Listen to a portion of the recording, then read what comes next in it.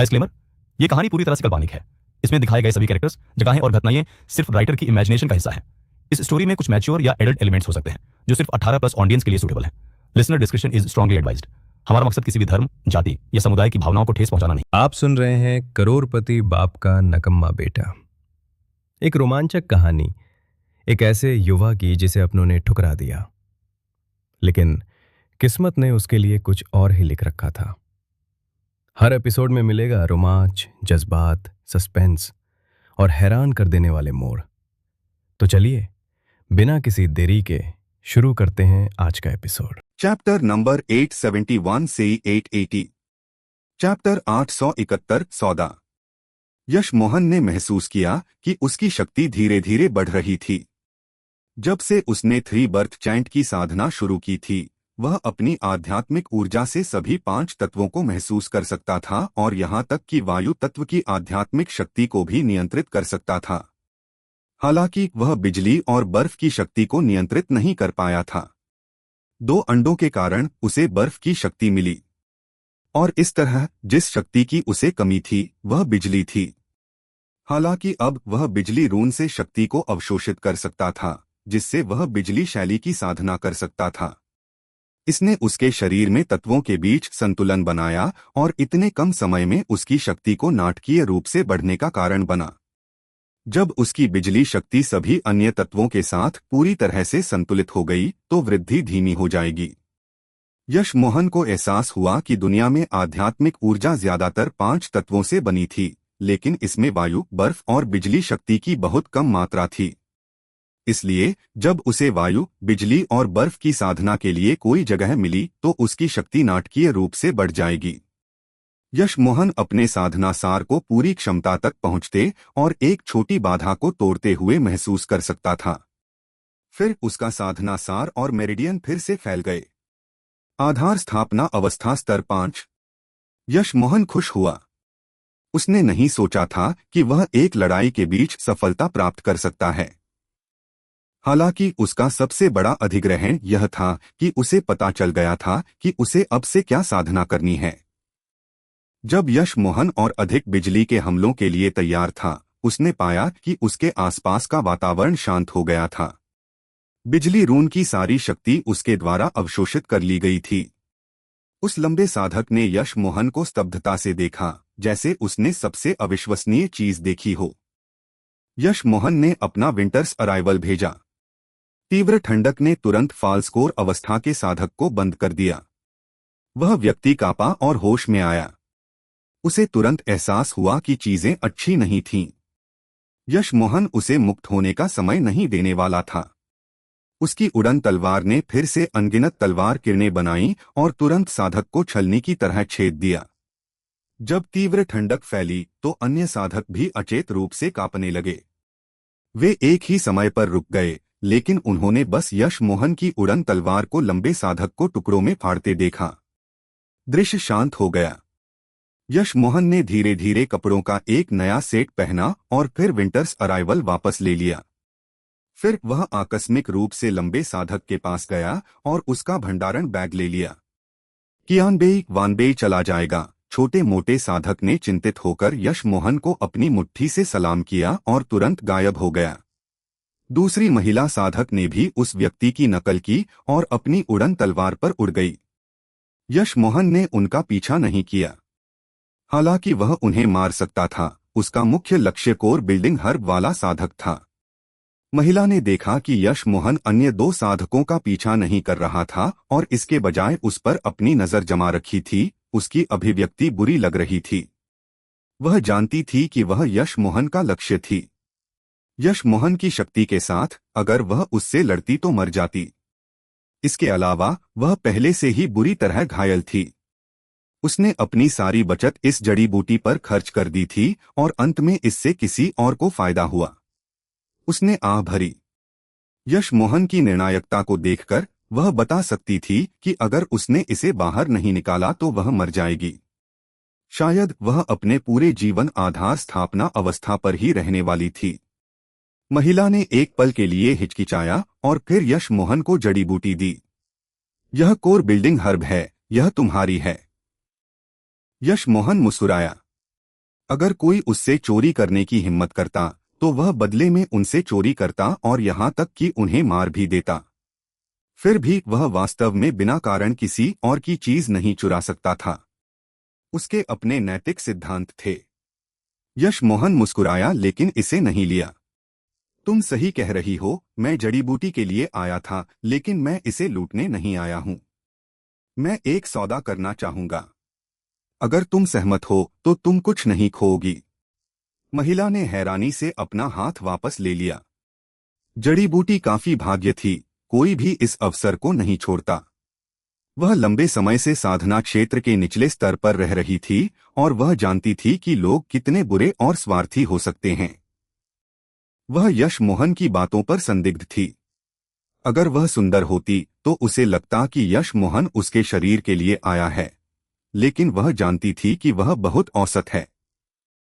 साथ ही चाहे वह कितनी भी सुंदर हो, जड़ी बूटी उससे अधिक मूल्यवान होगी। यश मोहन ने कहा, मैं एक गोली गुरु हूं, एक स्तर 9 का आध्यात्मिक गोली गुरु। इस बार उसने जल्दी से प्रतिक्रिया दी और खुशी से कहा, तुम साधना बढ़ाने वाली गोली बना सकते हो। यश मोहन ने सिर हिलाया। हाँ, मैं बना सकता हूं और मुझे इसमें बहुत भरोसा है। महिला साधक अब समझ गई। वह बता सकती थी कि यश मोहन उन दुर्लभ साधकों में से एक था जो दूसरों की चीजें चुराना पसंद नहीं करता था। वह जानती थी कि यश मोहन के पास उससे झूठ बोलने का कोई कारण नहीं था, उसके पास धोखा देने के लिए कुछ भी मूल्यवान नहीं था। भले ही यश मोहन के पास सफलता की केवल 10% संभावना हो, वह कोशिश करती। बिना सोचे महिला साधक ने जड़ी बूटी यश मोहन को दे दी। मुझे नहीं लगा था कि तुम एक गोली गुरु हो। मैं ज़ेन जियाओशान हूं। अगर तुम गोली बना सकते हो तो बस मुझे एक देना। यश मोहन ने जड़ी बूटी ली और सिर हिलाया। चिंता मत करो, मैं तुम्हें निश्चित रूप से एक गोली दूंगा। मैं यश मोहन हूं, रिवर स्टेट शहर के चाइना फार्मास्यूटिकल्स का मालिक। अगर तुम्हारे पास जाने के लिए कोई जगह नहीं है तो तुम पहले वहां जा सकती हो। जब मैं गोली बनाना समाप्त कर लूंगा तो तुम वहां स्वर्णकोर अवस्था के लिए जा सकती हो। ज़ेन जियाओशान यश मोहन के शब्दों से हिल गई। उसने सोचा था कि यश मोहन उसे संपर्क करने का एक तरीका देगा और इंतजार करने को कहेगा, लेकिन वह एक वास्तविक गोली की दुकान का मालिक था। कोई आश्चर्य नहीं कि वह गोलियां बना सकता था। स्वर्णकोर अवस्था तक पहुंचने के लिए एक सुरक्षित जगह होना उसके लिए किसी भी चीज से अधिक महत्वपूर्ण था। उसने तुरंत झुककर कहा, धन्यवाद भाई, ये मेरे पास जाने के लिए कोई जगह नहीं है। यश मोहन ने हाथ हिलाया। मैं तुमसे छोटा हूं, बस मुझे यश मोहन कहो।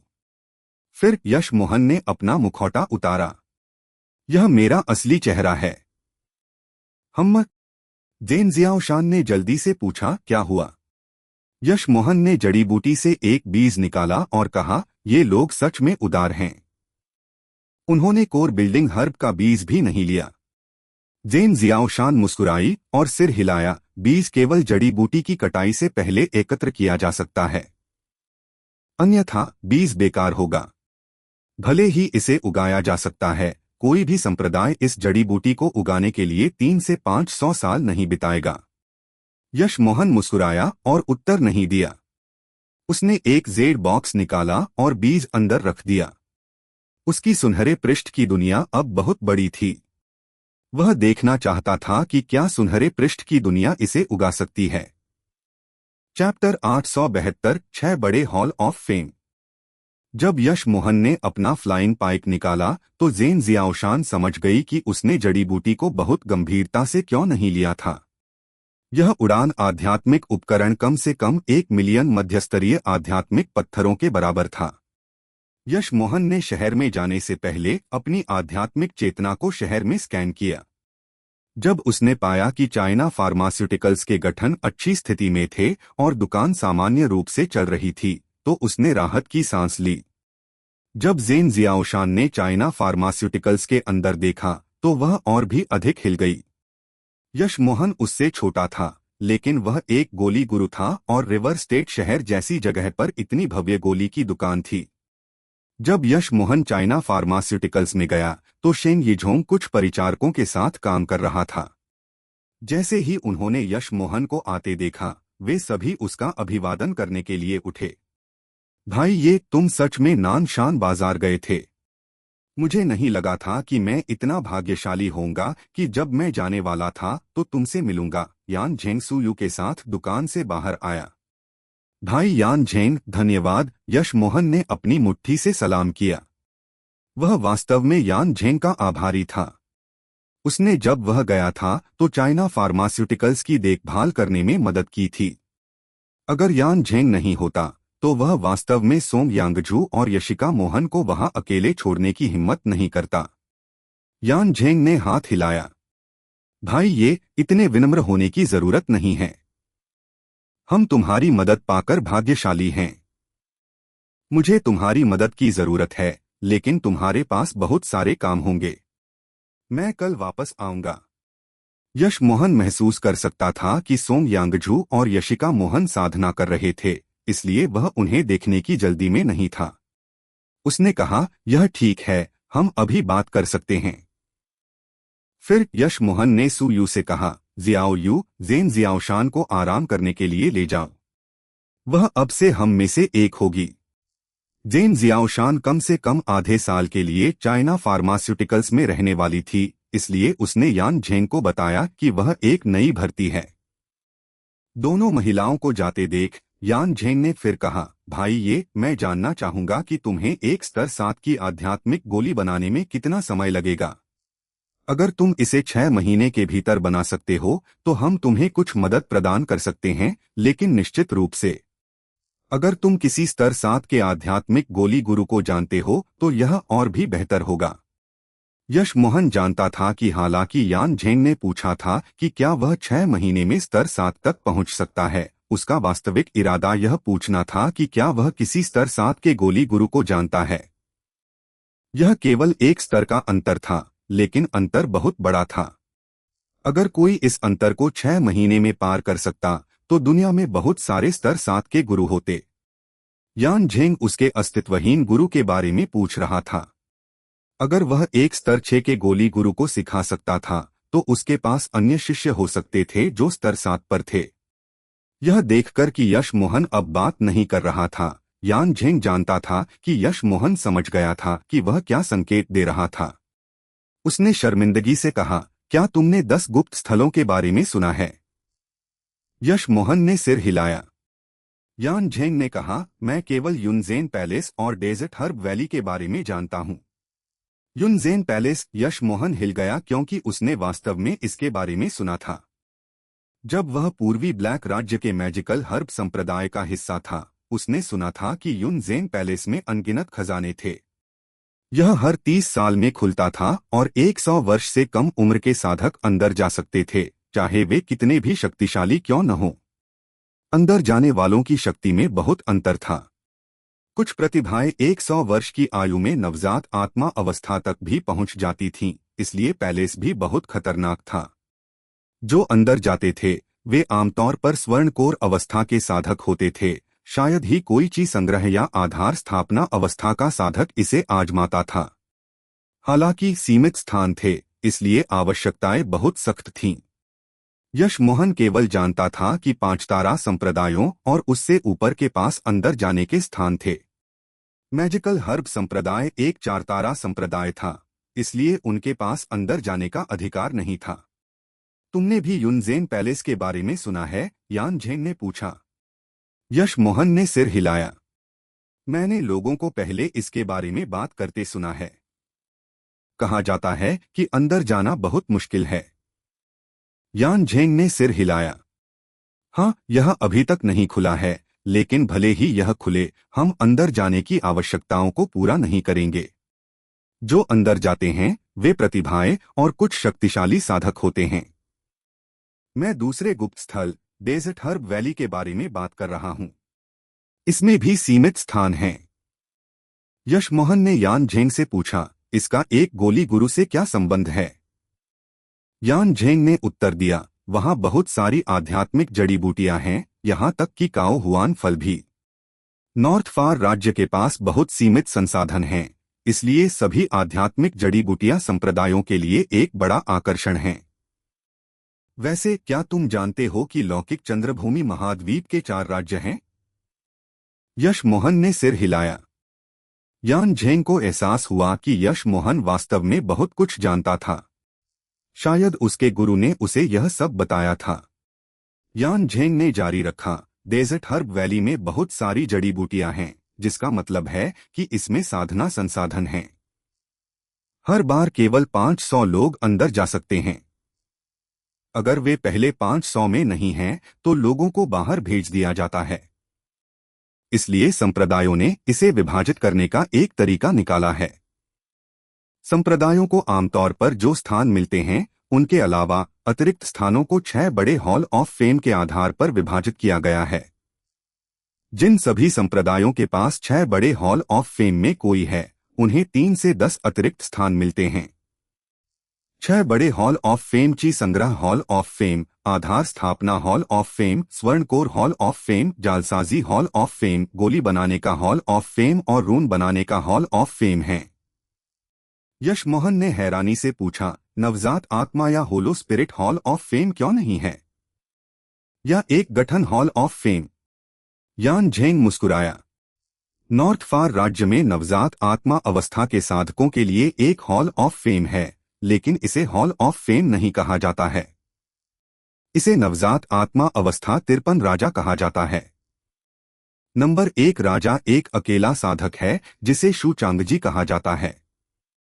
होलो स्पिरिट अवस्था के साधकों के लिए कोई रैंकिंग नहीं है, लेकिन सभी की अपनी रैंकिंग है। जहां तक गठन गुरुओं की बात है, बहुत कम लोग हैं।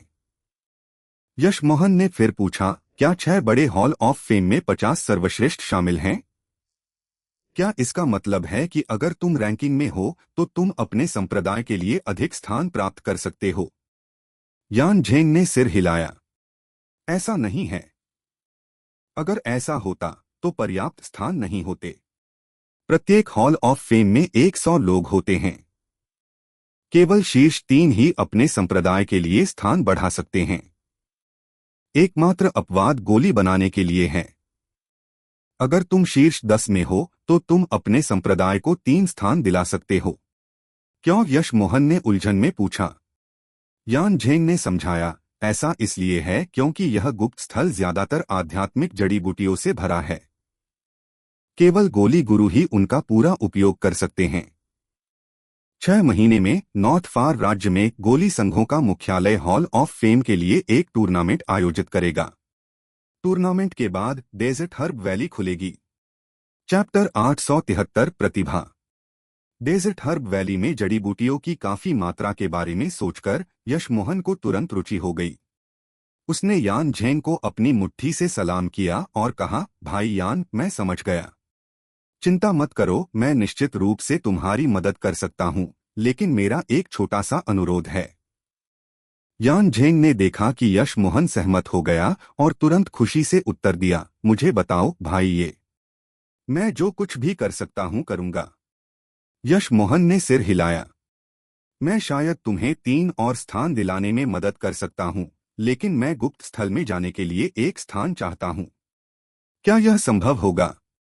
यान झेंग ने यश मोहन से मदद मांगने से पहले ही इसके बारे में सोच लिया था। यश मोहन और उसके गुरु दोनों गोली गुरु थे, कोई रास्ता नहीं था कि वे एक स्थान नहीं चाहेंगे। यह सोचकर उसने तुरंत कहा, कोई समस्या नहीं है, आवश्यकता यह है कि केवल स्वर्णकोर अवस्था से नीचे के लोग ही अंदर जा सकते हैं। तुम्हारे लिए अंदर जाना सही होगा।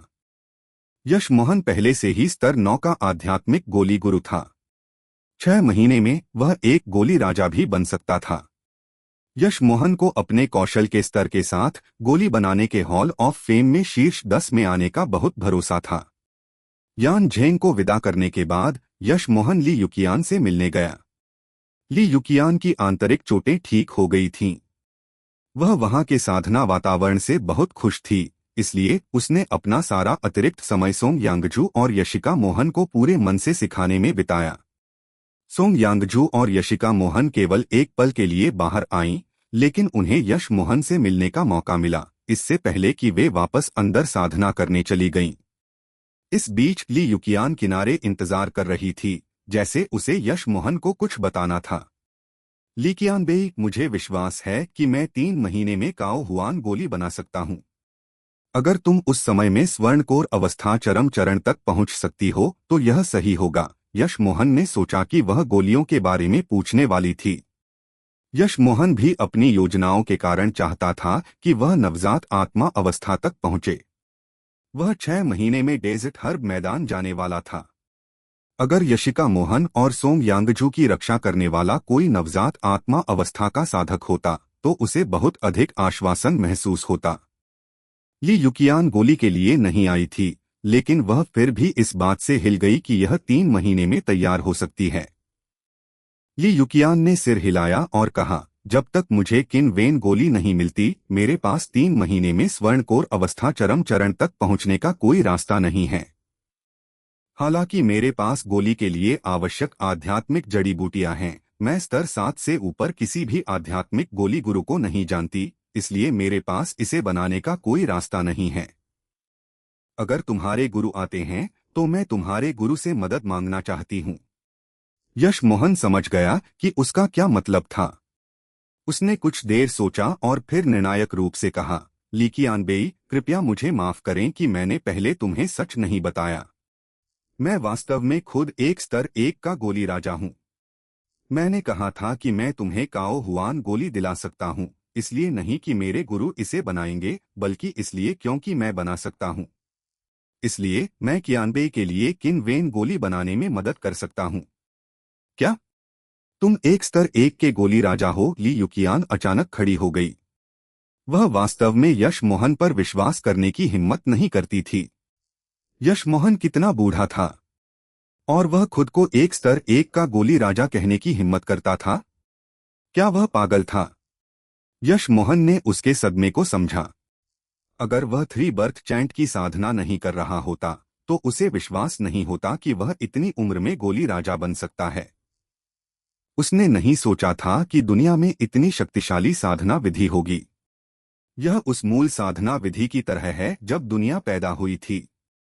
वह जानता था कि उसकी अंतिम उपलब्धि कभी केवल एक गोली राजा बनना नहीं हो सकती। हालांकि उसने वास्तव में अभी तक स्वर्ग स्तर 1 की गोली नहीं बनाई थी, उसे विश्वास था कि वह कर सकता है और उसे ज्यादा समय नहीं लगेगा। वह अभी तक बहुत निश्चित नहीं होने का कारण यह था कि उसके पास बनाने के लिए कोई गोली नहीं थी। उसने ली युकियान को आश्वस्त करने के लिए अपने कौशल को थोड़ा बढ़ा चढ़ाकर कहा था, हाँ, मैं पागल नहीं हूँ। मैं वास्तव में एक स्तर 1 का गोली राजा हूँ, चाहे तुम विश्वास करो या नहीं, यश मोहन ने शब्द कहा। ली युकियान वास्तव में यश मोहन पर विश्वास करना चाहती थी, लेकिन उसके शब्द बहुत बेतुके थे। उसकी अभिव्यक्ति गंभीर हो गई और उसने कुछ नहीं पूछा। उसने 10 जड़ी बूटियां जमीन पर फेंक दी और कहा, तो अभी किन वेन गोली बनाओ, मैं देखूंगी। यश मोहन ने कोई आपत्ति नहीं की और बस अपना शेन नो कड़ाही निकाला। वह कई वर्षों से इसका उपयोग कर रहा था और यह बहुत आरामदायक लगता था। हालांकि उसने कड़ाही को पूरी तरह से आध्यात्मिक रूप से नियंत्रित नहीं किया था, यह गोली बनाने में बहुत प्रभावी था। यश मोहन को कड़ाही को अपनी आध्यात्मिक चेतना से आसानी से नियंत्रित करते और साधना अग्नि बाहर भेजते देख ये युकियान अंततः उस पर विश्वास करना शुरू कर सकी। जमीन पर सभी जड़ी बूटियां गोली के लिए आवश्यक नहीं थीं। यश मोहन जानता था कि उसने यह जानबूझकर किया था। बिना सोचे उसने हाथ हिलाया और 10 से अधिक जड़ी बूटियां बाकी से अलग होकर कड़ाही में गिर गईं। ली युकियान ने यह देखा और सिर हिलाया। उसे लगा कि यश मोहन के पास कुछ वास्तविक क्षमताएं हैं। हालांकि उसे बिना किसी क्रम के अंदर फेंकते देख उसकी अभिव्यक्ति थोड़ी बुरी लग रही थी। यहां तक कि वह भी जानती थी कि चाहे आप कोई भी गोली बना रहे हों, जड़ी बूटियों को कड़ाही में डालने का एक क्रम होता है। अगर आप इसे गलत करते हैं तो आपको राख की एक कड़ाही मिलती है या कड़ाही फट भी सकती है। यश मोहन ने यह जानबूझकर किया था। उसने उसे अपने साधन दिखाने के लिए चुना था और यह सामान्य साधन नहीं होने वाले थे। ली युकियान की अभिव्यक्ति जल्द ही आश्चर्यचकित दिखने लगी। जले हुए टुकड़ों की कोई गंध नहीं थी। इसके बजाय जड़ी बूटियों की अशुद्धियां कड़ाही के मुंह से बाहर आ रही थीं। 10 मिनट बीत गए और ली युकियान को एहसास हुआ कि यश मोहन की क्रियाएं बिल्कुल भी धीमी नहीं हो रही थीं। इसके बजाय वे अधिक से अधिक सहज होती जा रही थीं। वह हिल गई। यश मोहन केवल आधार स्थापना अवस्था स्तर 5 पर था, लेकिन उसकी आध्यात्मिक चेतना फाल्सकोर अवस्था वाले किसी व्यक्ति से भी थोड़ी अधिक मजबूत थी। ली युकियान ने सावधानी से अपनी आध्यात्मिक चेतना कड़ाही के अंदर भेजी और पाया कि जड़ी बूटियों को तेजी से परिष्कृत और क्रमबद्ध किया गया था। इसके साथ वह बता सकती थी कि यश मोहन के कौशल निश्चित रूप से गोली राजा स्तर पर थे। 1 घंटे बाद जड़ी बूटियों को शुद्ध हर्बल द्रव में परिष्कृत करना समाप्त हो गया था। इस बीच यश मोहन ने अपनी आध्यात्मिक चेतना से द्रव को नियंत्रित किया, जबकि वह खींचता और हिलाता रहा। इतनी तेज विधियां। यश मोहन ने अभी गोली बनाना समाप्त नहीं किया था, लेकिन ली युकियान जानती थी कि वह निश्चित रूप से कर सकता था। उसने थोड़े से 1 घंटे से अधिक समय में जड़ी बूटियों को परिष्कृत किया, जबकि आमतौर पर इसमें 4 घंटे लगते थे। इसके अलावा यश मोहन एक साधारण साधना अग्नि का उपयोग कर रहा था। अगर उसने किसी अन्य अग्नि का उपयोग किया तो क्या वह और भी बेहतर नहीं होगा? यश मोहन ने फिर कुछ और गोली के संकेत बुने और द्रव संघनित होने लगा। 1 और घंटे बाद गोली धीरे धीरे आकार ले रही थी और गोली की सुगंध फैल गई। Ding dong. 12 फिरोजी गोलियां बाहर निकाली गईं और एक जेड की बोतल में रखी गईं। कियानबेई, गोली बन गई है। देख लो, यश मोहन ने बोतल ली युकियान को दी। ली युकियान ने अचेत रूप से बोतल पकड़ी और एक डाला। उसने तुरंत सांस ली। बहुत अच्छी गुणवत्ता। शीर्षस्तरीय किन वेन गोलियां, और तुमने एक कड़ाही में 12 गोलियां भी बनाई। तुम सच में एक स्तर 1 के गोली राजा हो। ली युकियान हिल गई। वह जानती थी कि एक स्तर 1 के गोली राजा होने का क्या मतलब था। नॉर्थ फार राज्य में हर गोली राजा के पास बहुत सारे अनुयायी होते थे। उसके सामने एक था जो इतना युवा था और गोलियां इतनी तेज बनाता था। प्रतिभा। यश मोहन ने उसके विचारों को बीच में रोका। ली कियानबेई, क्या इसके साथ तुम 3 महीने में स्वर्णकोर अवस्था चरम चरण तक पहुंच सकोगी? ली युकियान होश में आई और जल्दी से बोली, यश मोहन, हालांकि मैं तुमसे बड़ी हूं और मैं तुम्हारी पत्नी और बहन की गुरु हूं, तुम एक स्तर 1 के गोली राजा हो। बस मुझे बहन ली कहो। मुझे यकीन है कि मैं इसके साथ 3 महीने में स्वर्णकोर अवस्था चरम चरण तक पहुंच सकती हूं। चैप्टर 874, गोली राजा। इस समय ली युकियान ने यश मोहन को उसके बराबर या उससे भी उच्च दर्जा दे दिया था। वास्तविकता यह थी कि साधना क्षेत्र में एक गोली राजा का एक स्वर्णकोर अवस्था के साधक से बहुत अधिक दर्जा होता था। यश मोहन खुश हुआ। बहुत अच्छा। 6 महीने में मुझे अभी भी तुम्हारी मदद की जरूरत होगी, बहन ली। ली युकियान प्रारंभिक सदमे के बाद शांत हो गई थी। लगभग 60 वर्ष की आयु में स्वर्णकोर अवस्था उच्च चरण तक पहुंचना पहले से ही उसकी प्रतिभा का प्रमाण था। हालांकि ली युकियान को विश्वास था कि वह 150 या 200 वर्ष की आयु तक नवजात आत्मा अवस्था तक नहीं पहुंच पाएगी। फिर भी भाग्य एक अकथनीय चीज थी और वह यश मोहन से मिली थी। दशकों या 1 सदी इंतजार करने के बजाय वह 6 महीने से भी कम समय में नवजात आत्मा अवस्था तक पहुंच सकती थी। बेशक उसकी नजर में उसका सबसे बड़ा भाग्य रिवर स्टेट शहर जाना और गोलियां प्राप्त करना नहीं था, बल्कि यह तथ्य था कि वह एक गोली राजा से मिली थी। यश मोहन इतनी युवा उम्र में एक गोली राजा था। वह निश्चित रूप से समय के साथ उच्च स्तर तक पहुंच सकता था। साधना में सबसे महत्वपूर्ण चीज क्या थी? संसाधन, बेशक। और गोलियां सबसे महत्वपूर्ण संसाधन थीं। गोलियां गोली गुरु से आती हैं। अगर आपके पास आध्यात्मिक जड़ी बूटियों का ढेर है, लेकिन आपके लिए गोलियां बनाने वाला कोई गोली गुरु नहीं है, तो वे बेकार हैं। एक गोली राजा को जानना और उससे अपने लिए गोलियां बनवाना कोई साधारण बात नहीं थी। वह उसकी गोली बनाने की फीस भी वहन नहीं कर पाती। वे आमतौर पर केवल सामान्य अनुरोध स्वीकार करते थे। वे असाधारण वस्तुएं नहीं करते थे क्योंकि इससे उनकी साधना शक्ति बर्बाद होती थी। यह सोचकर कि वह कैसे यश मोहन को नीचा देखती थी, उसने आह भरी।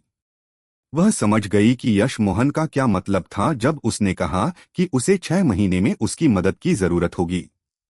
वह भी जानती थी कि यश मोहन उसे रिवर स्टेट शहर में चाइना फार्मास्यूटिकल्स में रहने के लिए कहकर उससे क्या करवाना चाहता था। उसे चाइना फार्मास्यूटिकल्स की रक्षा करने की जरूरत थी, और विशेष रूप से सोंग यांगजू और यशिका मोहन की।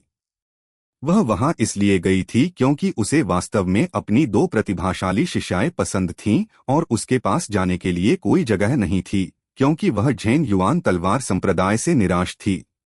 बेशक एक और महत्वपूर्ण कारण यह था कि यश मोहन ने उसकी जान बचाई थी, लेकिन अब ऐसा लग रहा था कि उसका निर्णय बहुत सही था। भले ही यश मोहन उसे जाने को कहे, वह नहीं जाएगी। जब तक वह उच्च साधना अवस्थाओं तक नहीं पहुंचना चाहती, वह कभी भी एक गोली राजा को नहीं छोड़ेगी जिसे वह जानती है। चिंता मत करो, यांगझू और यशिका मेरी शिष्याएं हैं। मुझे भी यहां रहने की आदत हो गई है। अगर तुम्हें कुछ करना है तो बस करो। चाइना फार्मास्यूटिकल्स मुझ पर छोड़ दो, ली युकियान ने बिना हिचकिचाहट के अपने इरादे व्यक्त किए। यश मोहन उसके रवैये से बहुत खुश था और संतुष्टि से सिर हिलाया। उस स्थिति में मैं तुम्हारी साधना में बाधा नहीं डालूंगा। मैं भी साधना करने जा रहा हूं। 3 महीने में मैं तुम्हें काओ हुआन गोली दूंगा। ली युकियान ने सिर हिलाया। चाहे मैं नवजात आत्मा अवस्था तक पहुंच सकूं या नहीं, मैं चाइना फार्मास्यूटिकल्स को अपना घर मानूंगी। लेकिन मुझे तुमसे कुछ पूछना है। ली युकियान ने रुककर कहा, जो साधना विधि तुमने सोंग यांगजू और यशिका मोहन को सिखाई है, वह कोई साधारण नहीं है न? अगर मैं गलत नहीं हूं, तो यह कम से कम आध्यात्मिक स्तर 7 से ऊपर है। अगर यह वास्तव में है, तो ली युकियान चिंतित दिख रही थी। यश मोहन ने यह सुना और जान गया कि ली युकियान को एहसास हो गया था कि वह उन्हें क्या सिखा रहा था। यह अपेक्षित था। वह उन्हें साथ साथ सिखा रही थी और जानती थी कि वे अपनी ऊर्जा मेरिडियन कैसे चलाते हैं। यश मोहन ने इसे छिपाने का इरादा नहीं किया और बस कहा, यह सही है। मैं तुम्हें नवजात आत्मा अवस्था तक पहुंचने के बाद बताने की योजना बना रहा था, लेकिन चूंकि तुम जानती हो, मैं तुम्हें सीधे बताता हूं। वे जिस साधना विधि की साधना कर रही हैं, वह आध्यात्मिक स्तर की नहीं है और न ही स्वर्ग स्तर की। मुझे नहीं पता कि यह किस सटीक स्तर की है। ली युकियान फिर से हिल गई। स्वर्ग स्तर की भी नहीं। यह कैसी धारणा थी? ऐसा कहा जाता था कि लौकिक चंद्रभूमि महाद्वीप पर उच्चतम श्रेणी की साधना विधि केवल स्वर्ग स्तर की थी, निम्नस्तरीय स्वर्ग स्तर की। उसका सदमा देखकर यश मोहन ने कहा, बहन ली, अगर तुम उनकी गुरु नहीं होती और वे तुम्हारे सामने साधना नहीं कर रही होती, तो तुम उनकी साधना विधि के स्तर पर ध्यान नहीं देती। यश मोहन जानता था कि वह किस बारे में चिंतित थी। अगर दूसरे लोगों को पता चलता कि वे स्वर्ग स्तर से ऊपर की साधना विधि की साधना कर रही हैं, तो दोनों महिलाएं निश्चित रूप से मर जातीं। फिर से अगर यह कोई उनके वास्तव में करीबी नहीं होता, तो वे पहली जगह उनके सामने साधना नहीं करती। इसके अलावा ली युकियान भी यह नहीं समझ पाई थी कि यह स्वर्ग स्तर से ऊपर थी। दूसरे लोग भी इसे नहीं समझ पाएंगे। हालांकि यश मोहन ने फिर भी बाद में सोंग यांगझू और यशिका मोहन को चेतावनी देने का फैसला किया कि वे चाहे कुछ भी हो, ऐसा न करें। बहन ली, मैं तुम्हें यह साधना विधि नवजात आत्मा अवस्था तक पहुंचने के बाद देने की योजना बना रहा था, यश मोहन ने कहा। उसने वास्तव में ऐसा करने की योजना बनाई थी। उसके लिए अभी प्रिमोर्डियल चाओस चैंट की साधना करना उपयुक्त नहीं था, या उसे अपने साधना सार को परिवर्तित करने में बहुत समय बिताना पड़ता। हालांकि अगर वह नवजात आत्मा अवस्था तक पहुंचती, तो वह एक नई साधना विधि चुन सकती थी। ली युकियान ने स्तब्धता से यश मोहन को देखा। तुम मुझे इस साधना विधि की साधना करने देने की योजना बना रहे थे। उसे सच में विश्वास नहीं हो रहा था कि यश मोहन इसे उसे देने को तैयार होगा। भले ही यह पिता से पुत्र को हो, यह बहुत सावधानी से पारित किया जाता था। वह जानती थी कि जब वह नवजात आत्मा अवस्था तक पहुंचेगी, तो उसे एक नई साधना विधि चुननी होगी, क्योंकि अपनी वर्तमान साधना विधि के साथ उच्च अवस्थाओं तक पहुंचना असंभव था। वह परेशान थी क्योंकि उसके पास बेहतर साधना विधि नहीं थी। फिर भी अब यश मोहन उसे इतना बड़ा उपहार दे रहा था। यश मोहन मुस्कुराया और बोला, बहन ली, चूंकि तुम यशिका और यांगजू को वह सिखा सकती हो जो तुम जानती हो, मैं तुम्हें यह सिखा सकता हूँ। ये युकियान जानती थी कि यश मोहन उन्हें एक साथ बांधने की कोशिश कर रहा था, लेकिन वह फिर भी यश मोहन की उदारता से चकित थी। यश मोहन जानता था कि हालांकि प्रिमोर्डियल चाओस चैंट वास्तव में अच्छा था, उसका 3 बर्थ चैंट निश्चित रूप से उससे बहुत मजबूत था। एक बार जब वह एक निश्चित शक्ति तक पहुंच गया, तो वह सभी प्रकार की आध्यात्मिक जड़ों पर आधारित एक नई साधना विधि तैयार कर सकता था। ये युकियान ने खुद को शांत किया और यश मोहन को देखा। यश मोहन, तुम्हारी गोली बनाने की क्षमता मैंने अब तक देखी सबसे अच्छी है। यह मेरा भाग्य है कि मैं चाइना फार्मास्यूटिकल्स आ सकी, लेकिन मैं देखती हूं कि तुम्हारे कौशल तुम्हारी गोली अग्नि से बहुत सीमित हैं। अगर तुम सिर्फ आधार स्थापना अवस्था स्तर की साधना अग्नि का उपयोग करते हो, तो तुम अपने कौशल का पूरा उपयोग नहीं कर पाओगे। अगर तुम्हारे पास एक अच्छी गोली अग्नि होती, तो तुम्हारे कौशल एक स्तर 1 के गोली राजा से कहीं बेहतर होते। यश मोहन ने यह सुना और महसूस किया कि उसे वास्तव में एक नई अग्नि की आवश्यकता थी। उसने पहले एक प्राप्त करने के बारे में सोचा था, लेकिन कोई बड़ी जल्दी नहीं थी। फिर भी अब जब उसने इसके बारे में सोचा, तो उसे एहसास हुआ कि उसे अधिक गोली बनाने के कौशल की नहीं, बल्कि एक मजबूत गोली अग्नि की आवश्यकता थी। चैप्टर 875 स्वर्ग और पृथ्वी अग्नि बीज। ये युकियान ने यश मोहन की अभिव्यक्ति देखी और वह बता सकती थी कि यश मोहन ने यह समझ लिया था। मैं अग्नि बीजों वाली एक जगह जानती हूँ।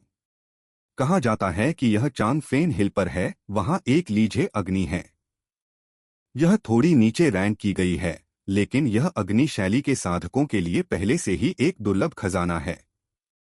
मुझे अपना ली अग्नि पंख वहां से मिला, लेकिन मैं अग्नि साधक नहीं थी, इसलिए मैंने अग्नि बीज को नहीं छुआ। अग्नि बीज न केवल गोली गुरुओं के लिए सहायक थे, बल्कि अग्नि तत्व के साधकों के लिए भी। अगर उनके पास एक दुर्लभ अग्नि बीज होता, तो उनकी आक्रमण शक्ति और शक्ति स्तर पहले की तुलना में बहुत अलग होते। हालांकि यश मोहन के अनुसार दुर्लभ अग्नि बीज प्राप्त करना बहुत कठिन था।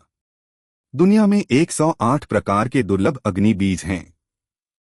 ऐसा कहा जाता था कि साधना क्षेत्र में केवल 36 प्रकार थे।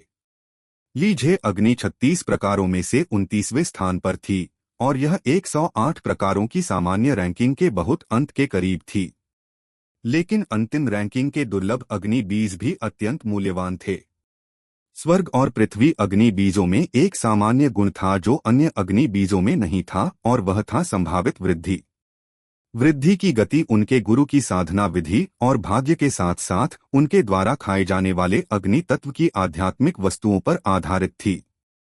दूसरे शब्दों में, अगर सबसे निचले रैंक वाले अग्नि बीज एक निश्चित सीमा तक बढ़ते हैं, तो वे उन अग्नि बीजों से अधिक शक्तिशाली हो सकते हैं जिन्होंने पहले उच्च स्थान प्राप्त किया था। गोली गुरु भी अग्नि बीजों से प्यार करते थे। एक अच्छे गोली गुरु के पास एक अच्छा अग्नि बीज होना चाहिए। एक स्वर्ग और पृथ्वी दुर्लभ अग्नि बीज के बिना एक गोली गुरु कभी भी शीर्षस्तरीय गोली गुरु नहीं बन सकता था। यश मोहन ने चांगफेन हिल के बारे में सुना था। यह कभी एक नश्वर शहर था, लेकिन दो बड़ी साधना शक्तियों के बीच संघर्ष वहां हुआ था। दोनों शक्तियां बहुत शक्तिशाली थीं और उनके बहुत सारे सहयोगी थे। अंततः अधिक से अधिक लोग मारे गए। यह उस बिंदु पर पहुंच गया जब अधिकांश लोग भूल गए कि वे क्यों लड़ रहे थे, और जगह पूरी तरह से नष्ट हो गई। शहर में कोई भी भागने में सक्षम नहीं था और वहां मरने वाले साधक अनगिनत थे। अंततः युद्ध धीरे धीरे शांत हो गया। हजारों साल बाद अधिकांश साधक जो मृत्यु तक लड़ने वाले थे, अपने विवादों को वहां सुलझाना पसंद करते थे। जल्द ही यह जगह कब्रिस्तान का दूसरा नाम बन गई। यश मोहन ने उम्मीद नहीं की थी कि वहां एक अग्नि बीज होगा। कोई और भी इसका अनुमान नहीं लगा सकता था। यह जानकर कि यश मोहन आश्चर्यचकित होगा, ये युकियान ने एक जेड पट्टिका निकाली। उसने जल्दी से उस पर एक नक्शा बनाया और कहा, मुझे यह जगह किस्मत से मिली। तुम एक बार वहां जाकर जान जाओगे। लीजे अग्नि एक गोली गुरु द्वारा छोड़ी गई थी। वह इसे आध्यात्मिक रूप से नियंत्रित करने से पहले मर गया। यश मोहन ने आभारपूर्वक जेड पट्टिका ली। यश मोहन जानता था कि वह स्वर्ग और पृथ्वी दुर्लभ अग्नि 20 कितना कीमती था। अगर उसने इसे पैसे के लिए बेचा तो उसे अनगिनत आध्यात्मिक पत्थर मिल सकते थे। उसे जेड पट्टिका लेते देख ली युकियान ने राहत की सांस ली। वह हमेशा यश मोहन का कर्जदार थी और उसने कभी उसकी किसी चीज में मदद नहीं की थी।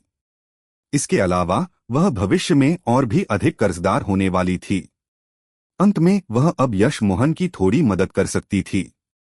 3 दिन बाद यश मोहन ने ज़ेन जियाओशान को एक साधना बढ़ाने वाली गोली दी और वह उत्साह से लगभग रो पड़ी। जब उसने कोर बिल्डिंग हर्ब खरीदी थी तब भी वह इतनी उत्साहित नहीं थी, क्योंकि वह जानती थी कि उस जड़ी बूटी को गोली में बदलना कितना मुश्किल होगा। फिर भी अब उसे वास्तव में गोली मिल गई थी। यश मोहन ने उसकी भावनाओं को समझा। बहन ज़ेन, तुम अपना कोर बनाने के लिए चाइना फार्मास्यूटिकल्स में रह सकती हो। यहाँ की आध्यात्मिक ऊर्जा काफी अच्छी है। जब तुम स्वर्ण कोर अवस्था पर हो तो अगर तुम चाहो तो रहना चुन सकती हो, यश मोहन ने कहा। अगर चाइना फार्मास्यूटिकल्स के अपने स्वर्ण कोर अवस्था और नवजात आत्मा अवस्था के साधक होते तो उनके पास रिवर स्टेट शहर में सीधे खड़े होने की नींद होती। ज़ेन जियाओशान ने खुद को शांत करने की कोशिश की और उसने शब्द कहा, भाई यह मेरा भाग्य था कि चाइना फार्मास्यूटिकल्स मुझे लेने को तैयार था। मैं कसम खाती हूं कि जब तक तुम चाइना फार्मास्यूटिकल्स में हो मैं चाइना फार्मास्यूटिकल्स का हिस्सा रहूंगी। ज़ेन जियाओशान कोई मूर्ख नहीं थी। वह एक अकेली साधक थी और अब जब वह एक आध्यात्मिक गोली गुरु का पीछा कर सकती थी तो उसका भविष्य पहले की तुलना में स्वर्ग जैसा था। यह देखकर यश मोहन खुश हुआ। उसने एक लाभसार गोली निकाली और उसे दी। कोर निर्माण की तैयारी के लिए गोलियों की इस बोतल का उपयोग करो। जहां तक तुम्हें जिन आध्यात्मिक उपकरणों और गियर की जरूरत है मैं तुम्हें 6 महीने में दूंगा। ज़ेन जियाओशान के अकेले साधना के लिए जाने के बाद यश मोहन ने जेड की बोतल निकाली और संतुष्टि से उसे देखा। उसने साधना बढ़ाने वाली गोली की 6 गोलियां बनाई थीं और एक ज़ेन जियाओशान को दी थी। उसके पास अभी भी 5 बची थीं, जिसका मतलब था कि यशिका मोहन खुद और दूसरों को स्वर्ण कोर अवस्था तक गोलियों के बारे में चिंता करने की जरूरत नहीं थी। बचे हुए समय के साथ यश मोहन ने इम्मोर्टल ट्रेजर टॉवर के लिए गोलियां बनाने में मदद की, जबकि उसे अपनी जरूरत की गोली स्टैलाग्माइट लाभ गोली भी बनाई। यश मोहन ने यह गोली मिन युआन गोली के लिए बनाई। चांग फेन हिल का रास्ता बहुत खतरनाक नहीं होना चाहिए, लेकिन उसने आधार स्थापना अवस्था स्तर 6 तक पहुंचने के बाद जाने का फैसला किया। मिन युआन गोली उसे वहां पहुंचने में मदद कर सकती थी और स्टैलाग्माइट लाभ गोली के साथ कोई दुष्प्रभाव नहीं होगा। 1 महीने बाद यश मोहन इन 2 गोलियों की मदद से आधार स्थापना अवस्था स्तर 6 तक पहुंच गया। उसका साधना सार फिर से बहुत मजबूत हो गया था। हालांकि वह वास्तव में इल्यूजन क्लाउड तलवार तकनीक का अध्ययन करना चाहता था, वह जानता था कि उसके पास वास्तव में ज्यादा समय नहीं था। उसने पहले अग्नि प्राप्त करने का फैसला किया। एक बार जब उसे अग्नि मिल गई तो वह तुरंत काओ हुआन गोली बनाएगा। उसके लिए जितनी जल्दी ली युकियान नवजात आत्मा अवस्था तक पहुंचे उतना अच्छा था। उसने ऑल पिल टॉवर की शाखा दुकान के मालिक के बेटे का पैर तोड़ दिया था, लेकिन उन्होंने अभी भी उससे परेशानी ढूंढने नहीं जाना था। हालांकि वह जानता था कि यह यान झेंग का काम था, उसे भी कुछ तैयारियां करनी थीं। अगर वह शाखा मालिक लू जुचेंग नवजात आत्मा अवस्था तक पहुंच गया और ली युकियान नहीं पहुंची तो चाइना फार्मास्यूटिकल्स पूरी तरह से नुकसान में होगा। यश मोहन विश्वास नहीं कर सकता था कि एक नवजात आत्मा अवस्था का साधक उसे जाने देगा जब उसने उसके बेटे का पैर तोड़ दिया था। हालांकि साधना क्षेत्र में टूटे पैर की चोट कुछ भी नहीं थी। अगर लोग तुमसे परेशानी ढूंढना चाहते थे तो बालों का एक तार गंवाना भी एक बहाना था। जाने से पहले यश मोहन एक टेलीपोर्टेशन गठन भी स्थापित करने वाला था। उसने इसे भूमिगत नहीं रखा। टेलीपोर्टेशन गठन आपात स्थितियों के लिए था और यह जितना अधिक छिपा होता उतना कम आसानी से पहुंचा जा सकता था। इसलिए यश मोहन ने इसे उस स्थान पर रखने का फैसला किया जहां सोंग यांगजू और यशिका मोहन साधना कर रही थीं। सोंग यांगजू और यशिका मोहन दोनों अब ची संग्रह स्तर 7 पर थीं। उनकी आध्यात्मिक जड़ बहुत अच्छी थी और पर्याप्त आध्यात्मिक ऊर्जा और गोली आपूर्ति के साथ उनकी प्रगति बहुत तेज थी। भाई, क्या तुम फिर से बाहर जा रहे हो? यशिका मोहन बता सकती थी कि जब उसने उन्हें फिर से देखा तो उसका भाई जाने वाला था। सोंग यांगजू भी चिंतित दिखी। यश मोहन ने सिर हिलाया। हाँ, हमें यहाँ सीधे खड़े होने में सक्षम होने के लिए तेजी से साधना करनी चाहिए। मैं एक अग्नि बीज खोजने के लिए बाहर जा रहा हूँ और फिर तुम्हारी गुरु के लिए गोलियां बनाने में मदद करूंगा। 6 महीने में मैं लंबे समय के लिए दूर जा रहा हूँ, इसलिए तुम लोगों को कड़ी मेहनत करने की जरूरत है। आज मैं तुम्हें कुछ गोलियां देने और यहाँ एक टेलीपोर्टेशन गठन स्थापित करने आया हूँ। हमारे कमरे में एक टेलीपोर्टेशन गठन? यशिका मोहन ने उत्सुकता से पूछा। यश मोहन ने सिर हिलाया।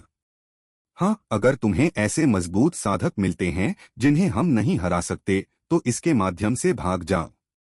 यह केवल हमारी आध्यात्मिक चेतनाओं को पहचानेगा, अन्य लोग इसे सक्रिय नहीं कर पाएंगे। चैप्टर 876 चांग फेन हिल।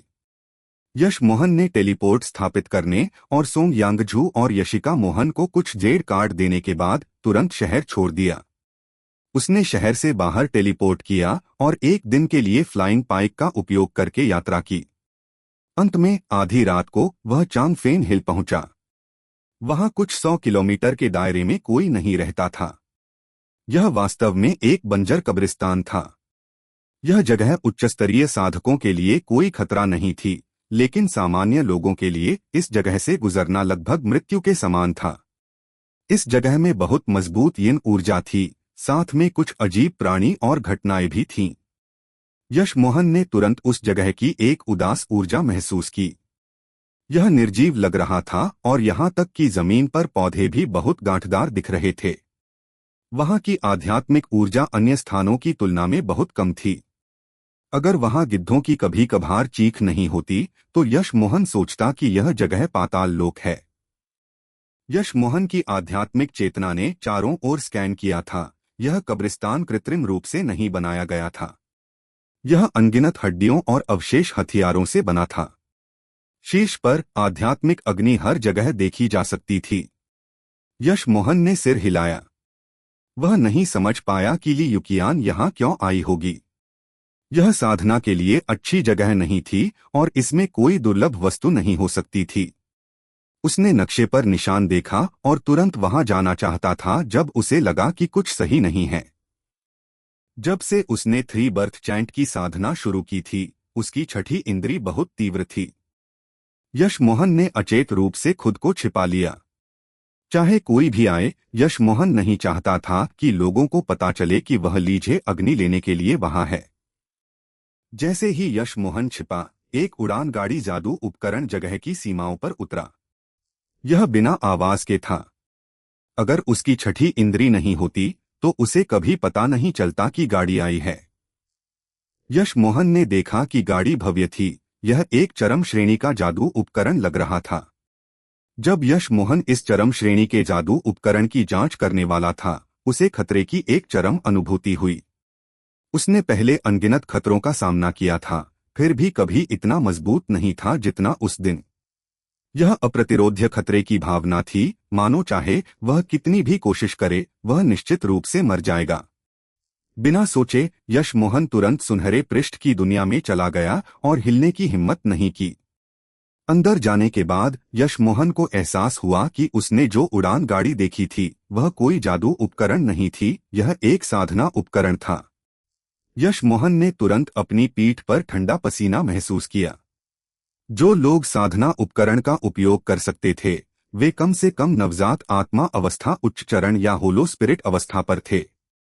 यश मोहन को यकीन था कि उस पर सवार साधक नवजात आत्मा अवस्था पर नहीं था।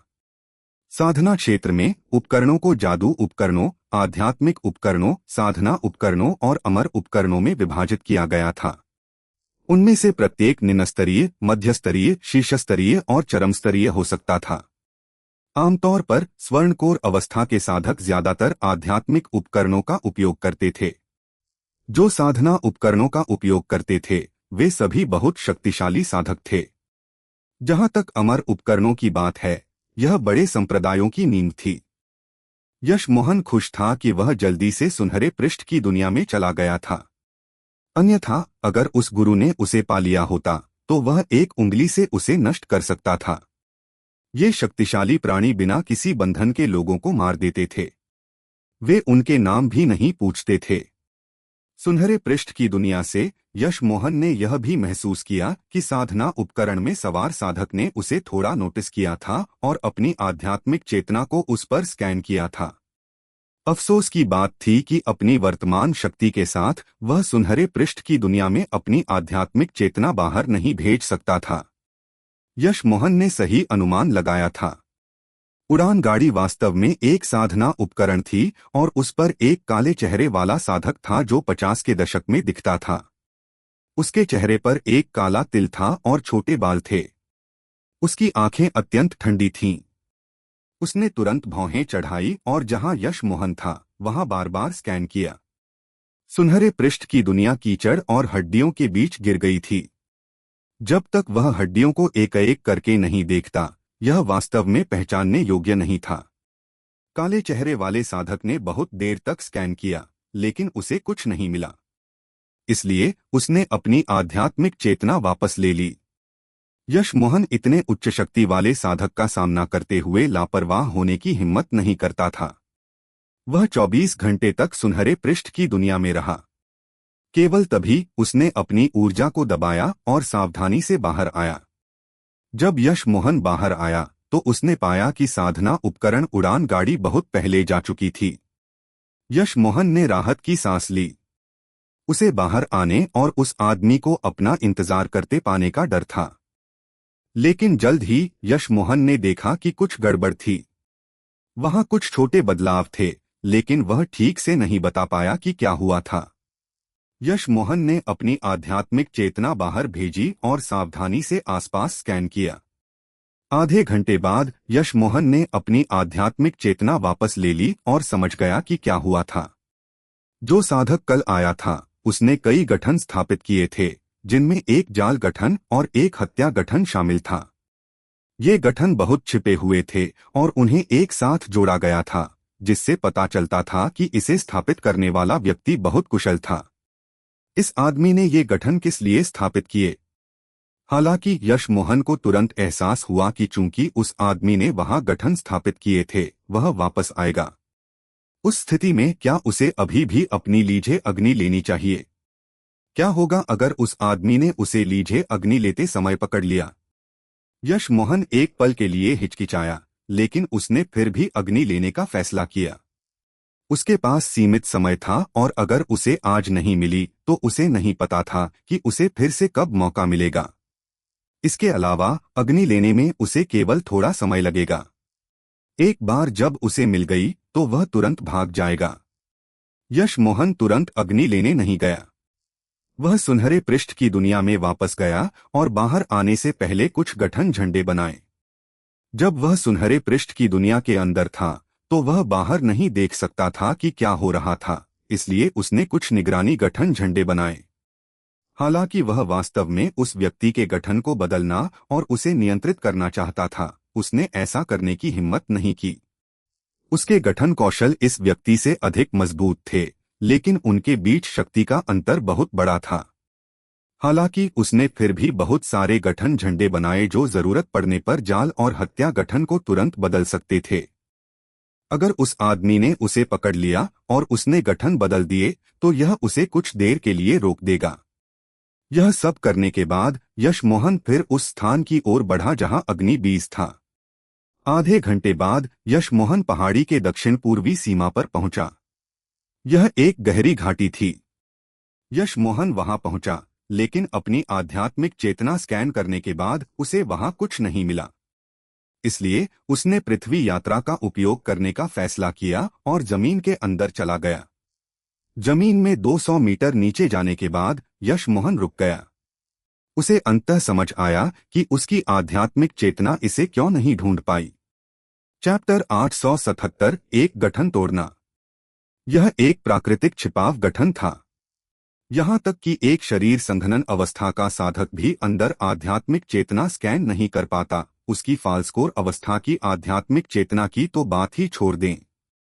यश मोहन को सबसे अधिक हिलाने वाली बात यह थी कि जगह बहुत छिपी हुई थी, लेकिन इसमें कोई अनोखा निशान नहीं था। ली युकियान को यह कैसे मिला? उससे पहले के साधक को यह कैसे मिला? हालांकि यश मोहन ने इन विचारों को एक तरफ रख दिया। वह उससे पूछ सकता था कि उसे यह कैसे मिला, और अगर वह इसके बारे में बात नहीं करना चाहती थी तो उसे वैसे भी इससे कोई फर्क नहीं पड़ता था। यश मोहन की आध्यात्मिक चेतना ने प्राकृतिक गठन को भेदा और एक पत्थर के कमरे में चली गई। यह लगभग 10 वर्ग मीटर था। किसी ने पहले प्राकृतिक गठन को खोजा होगा और अंदर एक पत्थर का कमरा बनाया होगा। कमरे के अंदर एक कंकाल था। यह शायद वह साधक था जिसके बारे में ली युकियान ने बात की थी। वहां कोई लीझे अग्नि नहीं थी, लेकिन कमरे के पीछे की पत्थर की दीवार के अंदर यश मोहन को एक हल्की नारंगी अग्नि मिली। क्या वह लीझे अग्नि थी? यश मोहन ने अग्नि की उस हल्की लौ को उलझन में घूरा। उसने दुर्लभ अग्नि बीज देखे थे। मैजिकल हर्ब संप्रदाय के बड़े बुजुर्ग के पास एक था। यह एक केन किंग अग्नि थी जो 26वें स्थान पर थी, लेकिन वह भी इस तथाकथित लीझे अग्नि से अनगिनत गुना अधिक मजबूत थी। लीझे अग्नि 29वें स्थान पर थी, इसलिए इसे इतना पीछे नहीं होना चाहिए था। हालांकि हल्की पीली अग्नि में सफेद धुएं की एक बूंद थी। यह लीझे अग्नि का हस्ताक्षर था। यश मोहन को आश्चर्यचकित करने वाली बात यह थी कि लौ धुंधली थी, लेकिन फिर भी उसका रंग नारंगी था। यश मोहन दुर्लभ अग्नियों के स्तरों को जानता था। निम्न से उच्च तक यह पीला, नारंगी, लाल, हरा, एक्वा, नीला और बैंगनी था। निम्नतम स्तर हल्का पीला था, लेकिन जब यह गहरा पीला होता था तो यह नारंगी में बदल सकता था। यह अग्नि पहले से ही हल्की नारंगी थी। यश मोहन ने सिर हिलाया। वह निराश था, लेकिन यह अभी भी एक दुर्लभ अग्नि थी। जब यश मोहन की आध्यात्मिक चेतना ने इस अग्नि पर लॉक किया तो उसने तुरंत देखा कि कुछ सही नहीं था। अग्नि को आकस्मिक रूप से नहीं छोड़ा गया था, यह वहां बंधी हुई थी। अग्नि लेने के लिए उसे प्रतिबंध तोड़ना होगा। प्रतिबंधों में गठनों के साथ बहुत समानताएं थीं, लेकिन यह गठन की तुलना में बहुत सरल था। कोई भी साधक सरल प्रतिबंध बना सकता था, लेकिन उच्चस्तरीय प्रतिबंध गठन से कम आसान नहीं थे। यश मोहन को विश्वास था कि प्रतिबंध उसके लिए कोई समस्या नहीं होगा, लेकिन जब उसने अपनी आध्यात्मिक चेतना से प्रतिबंध को स्कैन किया तो उसे एहसास हुआ कि वह बहुत गलत था। प्रतिबंध बहुत मजबूत था। कम से कम वह इसे नीचे नहीं रख सकता था। यह एक आक्रमण प्रतिबंध भी था, जिसका मतलब था कि अगर इसे ठीक से नहीं हटाया गया तो यह व्यक्ति पर हमला करेगा। यश मोहन शांत हुआ। उसे नहीं लगा कि चीजें इतनी सरल लग रही थीं। उसने अपनी आध्यात्मिक चेतना को सावधानी से चारों ओर स्कैन किया, और जब उसने कमरे के चारों कोनों को स्कैन किया तो वह लगभग चिल्ला उठा। उसने पाया कि पत्थर का कमरा वास्तव में वहां के प्राकृतिक गठन से पहले बना था, क्योंकि पत्थर का कमरा पूरी तरह से गठन में समाहित था। यश मोहन जानता था कि कोई रास्ता नहीं था कि यह दुनिया एक पत्थर का कमरा बनाए और फिर उसके चारों ओर एक प्राकृतिक गठन बनाए। एकमात्र स्पष्टीकरण यह था कि यह कोई प्राकृतिक गठन नहीं था, यह कृत्रिम था। एक व्यक्ति एक प्राकृतिक गठन बिछाने में कामयाब रहा था। यश मोहन भी हिल गया था। एक प्राकृतिक गठन की विशेषताएं यह थीं कि इसे खोजने का कोई रास्ता नहीं था। कृत्रिम गठन पीछे कुछ निशान छोड़ते थे। अगर कोई बिना कोई निशान छोड़े गठन स्थापित कर सकता था तो इस व्यक्ति के गठन कौशल कितने शक्तिशाली थे, यश मोहन कल्पना करने की हिम्मत भी नहीं करता था। यश मोहन ने उस कंकाल को देखा और कुछ चीजें समझ गया। ऐसा लगता था कि साधक लीझे अग्नि को वहां नहीं लाया था। शायद वह अग्नि प्राप्त करना चाहता था और प्रतिबंध द्वारा मारा गया। फिर ली युकियान को साधक और अग्नि मिली। उसने भंडारण अंगूठी ले ली, लेकिन अग्नि नहीं ली। इसका मतलब था कि कोई और अग्नि को वहां लाया और उसे प्रतिबंधित किया। किसी कारण से वह व्यक्ति फिर कभी वापस नहीं आया। यश मोहन ने इसके बारे में सोचा। क्या उस व्यक्ति ने अग्नि को विकसित होने के लिए वहां छोड़ा था? अगर ऐसा था, तो अगर उसने प्रतिबंध हटा दिया तो उसे एक नारंगी स्तर की दुर्लभ अग्नि मिलेगी। इन विचारों के साथ यश मोहन का दिल बहुत तेजी से धड़क रहा था। हालांकि उसने उसे अंधा नहीं होने दिया। वह जानता था कि प्रतिबंध तोड़ना आसान नहीं था। उसे यह भी समझने की जरूरत थी कि आध्यात्मिक चेतना अवरोध गठन कैसे स्थापित किया गया था। अगर उसे वह समझ आ गया तो इससे उसे बहुत लाभ होगा। शायद आज उसे जो अनुभव मिलने वाला था उसके कारण वह एक प्राकृतिक गठन भी बना सकता था। यश मोहन ने 3 बर्थ चैंट की साधना की थी और अंतर्दृष्टि के मामले में वह एक सामान्य साधक से बहुत अधिक मजबूत था। वह खुद एक उच्चस्तरीय गठन गुरु था, इसलिए उसे गठन की अजीब विशेषताओं पर ध्यान देने में ज्यादा समय नहीं लगा। पत्थर की दीवार आध्यात्मिक ऊर्जा को हल्के से चूसने में सक्षम लग रही थी। एक पत्थर की दीवार आध्यात्मिक ऊर्जा कैसे चूस सकती थी? यश मोहन को तुरंत एहसास हुआ कि पत्थर की दीवार गठन का केंद्र थी। लीजिए अग्नि पत्थर की दीवार के अंदर थी। अगर उसने अग्नि लेने के लिए पत्थर की दीवार तोड़ी तो प्रतिबंध सक्रिय हो जाएगा। अगर उसने पत्थर की दीवार नहीं तोड़ी और बस अग्नि लेने की कोशिश की तो प्रतिबंध फिर भी सक्रिय हो जाएगा। अगर कोई प्रतिबंध को सक्रिय होने से रोकना चाहता था और अग्नि प्राप्त करना चाहता था तो उसे पहले गठन को गैरविनाशकारी तरीके से तोड़ना होगा। जबरदस्ती पत्थर की दीवार तोड़ना या लीजिए अग्नि को आध्यात्मिक रूप से नियंत्रित करना प्रतिबंध को सक्रिय करेगा। हालांकि चूंकि यश मोहन गठन के केंद्र को देख सकता था, वह इसे हल कर सकता था। यह एक बहुत मजबूत गठन नहीं था, यह सिर्फ एक आध्यात्मिक चेतना अवरोध गठन था। यश मोहन ने अपनी सामग्री निकाली और गठन झंडे बनाना शुरू कर दिया। कुछ घंटों बाद यश मोहन ने 30 झंडे बनाए और उन्हें कोनों के आसपास फैला दिया। फिर उसने उन्हें सक्रिय किया। उसने शीर्षस्तरीय आध्यात्मिक पत्थरों का भी उपयोग किया। 1 घंटे बाद पत्थर की दीवार फट गई और यश मोहन खुश हुआ। उसने पत्थर की दीवार और प्रतिबंध के बीच के संबंध को तोड़ दिया था। हालांकि यश मोहन ने पाया कि उसी समय जब उसने गठन के साथ समस्या का समाधान किया तो प्रतिबंध ने भी अग्नि को स्वचालित रूप से मुक्त कर दिया। उसे अब प्रतिबंध की देखभाल करने की जरूरत नहीं थी। लेकिन अगले ही पल यश मोहन ने गाली दी। उसे लीजिए अग्नि को रोकने के लिए अपना सारा साधना सार इकट्ठा करना पड़ा और उसने इसे जबरदस्ती आध्यात्मिक रूप से नियंत्रित करने की कोशिश की। उसे एहसास हुआ कि गठन को तोड़ना वास्तव में मदद नहीं कर रहा था। एक बार जब लीजिए अग्नि ने प्रतिबंध से बच निकली तो वह भागने वाली थी। ऐसा लगता था कि इस सब के पीछे का व्यक्ति किसी भी कीमत पर किसी को लीजिए अग्नि नहीं देना चाहता था। यश मोहन अग्नि के लिए वहां आया था।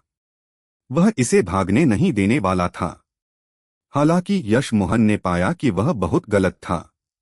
उसने सोचा था कि हल्की लौ को पकड़ना आसान होगा, लेकिन जब उसने अग्नि को अपनी आध्यात्मिक चेतना और साधना सार से घेरा तो इसने तुरंत तीव्र गर्मी उत्सर्जित की।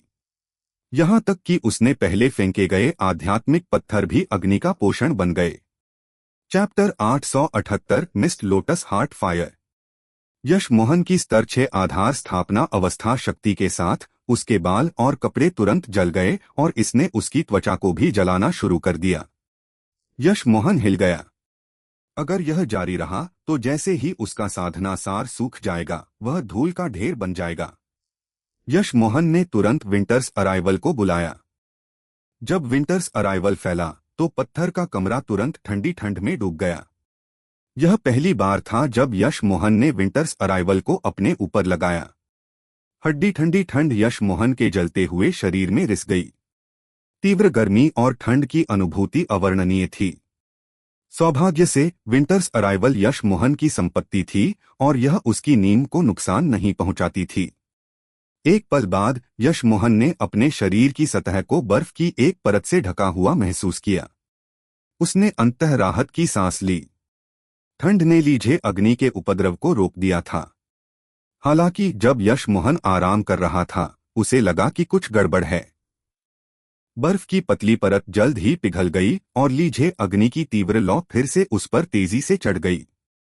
यश मोहन ने जल्दी से विंटर्स अराइवल को अपने शरीर पर बर्फ की एक परत बनाने के लिए प्रेरित किया, लेकिन यह एक पल में पिघल गई।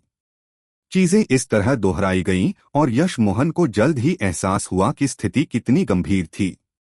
विंटर्स अराइवल कमजोर होता जा रहा था, जबकि लीझे अग्नि मजबूत होती जा रही थी। अगर चीजें इस तरह चलती रहीं, तो विंटर्स अराइवल जल्द ही पूरी तरह से बुझ जाएगा और वह राख हो जाएगा। इस विचार के साथ यश मोहन ने एक बर्स्ट एसेंस गोली ली और लीझे अग्नि को आध्यात्मिक रूप से नियंत्रित करने की कोशिश करने के लिए अपनी सारी आध्यात्मिक चेतना का उपयोग किया। उस समय अग्नि अभी भी कमजोर थी। अगर यह अपने प्रारंभिक रूप में वापस आ गई, तो हो सकता है कि वह इसे आध्यात्मिक रूप से नियंत्रित न कर पाता, भले ही वह स्वर्णकोर अवस्था पर होता। बर्स्ट एसेंस गोली ने उसकी शक्ति को नाटकीय रूप से बढ़ने दिया और रुकने से पहले आधार स्थापना अवस्था स्तर 8 की उच्च अवस्था तक पहुंच गई। यश मोहन जानता था कि समय सीमित था, इसलिए उसने अग्नि को घेरने और उसे आध्यात्मिक रूप से नियंत्रित करने के लिए अपनी सारी शक्ति और आध्यात्मिक चेतना का उपयोग किया। अन्यथा वह केवल सुनहरे पृष्ठ की दुनिया में जा सकता था। हालांकि अगर उसने अपनी सारी आध्यात्मिक चेतना और साधना सार समाप्त कर दिया, तो उसे यकीन नहीं था कि क्या वह ऐसा कर सकता है। यश मोहन की शक्ति में नाटकीय वृद्धि महसूस करते हुए अग्नि ने खतरा देखा और विंटर्स अराइवल से लड़ना बंद कर दिया। इसके बजाय यह यश मोहन की आध्यात्मिक चेतना से खुद को मुक्त करने की कोशिश कर रही थी। यश मोहन ने यह महसूस किया और कुछ महसूस किया। क्या अग्नि ने अपनी खुद की इच्छा विकसित कर ली थी? यह सोचकर यश मोहन का दिल जल उठा।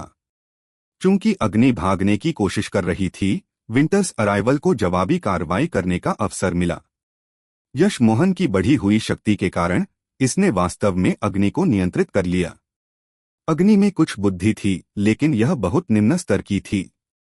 इसलिए जैसे ही यश मोहन ने इसे आध्यात्मिक रूप से नियंत्रित किया, अग्नि ने संघर्ष किया, लेकिन वह कमजोर होती जा रही थी। 1 घंटे बाद यश मोहन ने अग्नि को पूरी तरह से नियंत्रित कर लिया। उसने इसे आध्यात्मिक रूप से नियंत्रित करना समाप्त नहीं किया था, लेकिन फिलहाल यह कोई बड़ी बात नहीं थी।